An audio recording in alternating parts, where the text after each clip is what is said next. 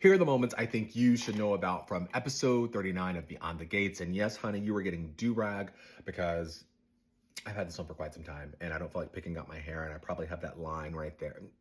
This is what you're getting. So if I had to title today's episode, it would be Side Story Monday. And that's because I was more interested in all the side stories that were happening as opposed to the Duprees at karaoke night to make Anita feel better. But we'll get to that in a second because, baby, I have some thoughts. Anyway, Eva's story was the most compelling today. She's meeting with Jonathan and Julia and planning Ted and Nicole's wedding, or wedding celebration, anniversary celebration. And it is clear that she is in over her head. They're asking her all these questions about what she would like at the event. She doesn't quite know the names or how to say things. There was a reference to caviar, which I think it was a nod to this scene in Dynasty. If the champagne is too burned for your taste, Miss Devereaux, don't drink it. The caviar, I trust, is not burned. I really wouldn't know. This is Osotrova, and I prefer Petrosian Beluga.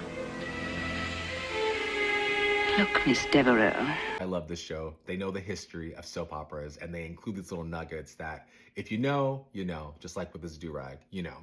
So at the very end of their conversation, they tell, or they confess to Eva that they didn't grow up beyond the gates either, and they're gonna help her out, but she better keep that secret. So Tomas, he strolls into the country club and he sees her at this meeting. She leaves the meeting, you know, they're done, and she walks past him pretending like she doesn't see him. He calls her over and says, hey, I'm gonna give you a drink for how you handled these people. And then there are scenes, like anytime they're on screen together, you just have to watch. There's so much chemistry between them. And basically she ends up talking to Tomas about how she grew up with Leslie as her surrogate mom. Now, we know this is a cover story they have, but she did mention this Alan character. He didn't want someone else's kid. He couldn't forget I wasn't blood. He didn't even want me to call him Dad. I had to call him Alan. Too bad for Alan. He really missed out. On what? You.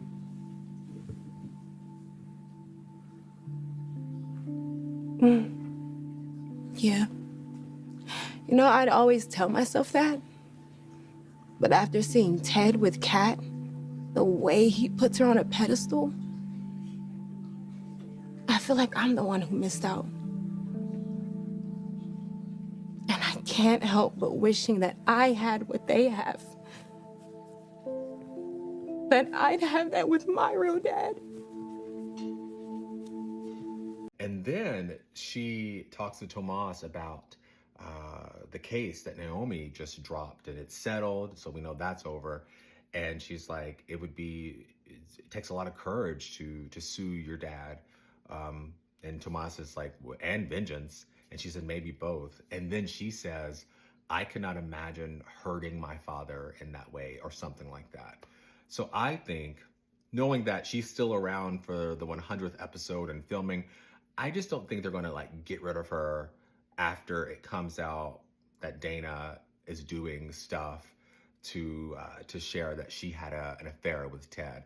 Like I'm very interested to see how they save Eva, because she's such a great character, just such a great actress, and I think they have struck gold with this particular character in the show. So she's gonna be around for a while.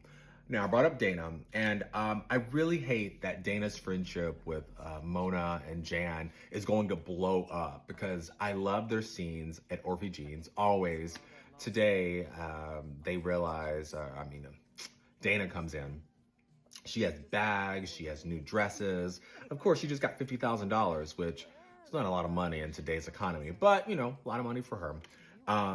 And they're just like, okay, what are you doing? Like, why are you doing this? And she's like, you know, I'm putting this on my vision board. And if celebrities can change their hair and do these different things, why can't us regular folks do that? And I'm just like, yes, exactly. Except we know she's bonkers and we should not be supporting her, but we love to support her because we love her. We love Lulu. We love Sherry. We love Dana. We love Leslie. We love Anna. I think I got all the names right.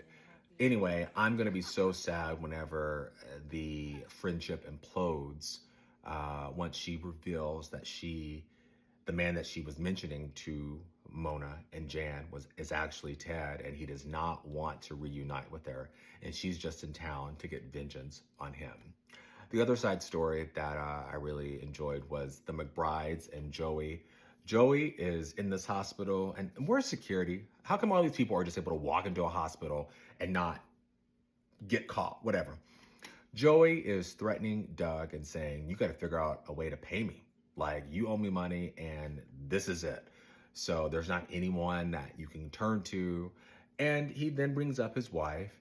And we know that Joey wants to get Vanessa involved so she can clean his money that he's illegally making through her real estate business.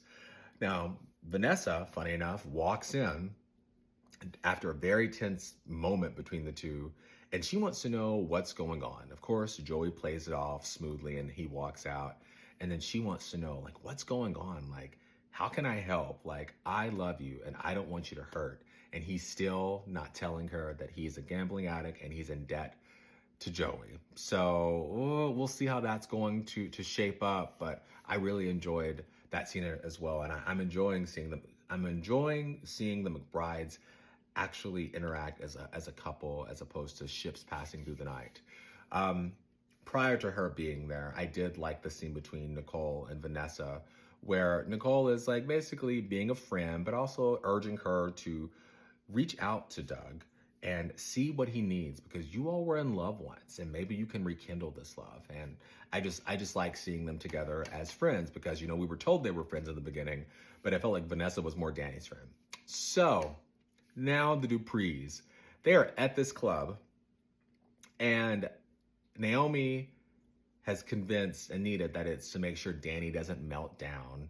And Danny knows, actually, it's to get Gran out of the house and to get her to sing, because she misses singing. And she goes through like a very, it's like probably 20 seconds long. So yeah, Naomi is there trying to bring back the magic that Anita is missing, you know, throughout the show. And I've mentioned this in a few episodes. Every time she's thinking about her career, she's, you know, reminiscing, and it's a lot of sadness, because sure, she has a family, she has kids, she has grandkids, she has great grandkids, she has in-laws, but she misses being on the stage and in the spotlight. Today we find out that she is insecure about her singing, and she's very worried that if she gets up in front of people, they're gonna not, you know, well, here, she can explain it better. My voice isn't what it was. And anyone who remembers me, or the articulates, are expecting that Anita Dupree. And she isn't ready. I don't even know if she even exists anymore. So yeah, after some convincing, she does get on stage, and I've seen the comments from people, and I thought the same thing. This must have been an Articulate revival in the 80s song that she performed, because baby, it was giving "It's My Prerogative." Doo, doo, doo, doo, doo.